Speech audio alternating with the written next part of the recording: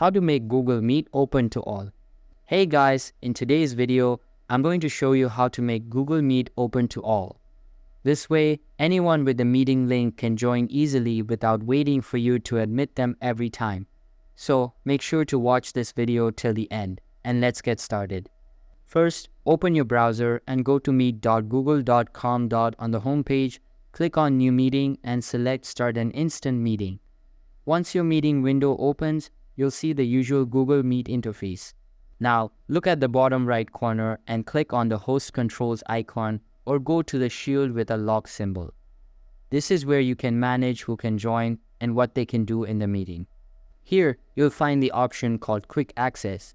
By default, it may be turned off, which means people outside your organization need permission to join. To make your Google Meet open to all, simply turn Quick Access on. When Quick Access is on, anyone with the meeting link can join directly. Guests don't need approval to enter.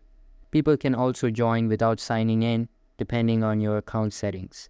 You can share the meeting link with participants by clicking on Add Others or copy joining info and sending it through email, chat, or any platform you prefer. And that's it.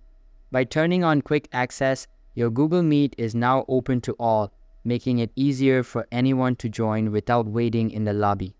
That's all for the video.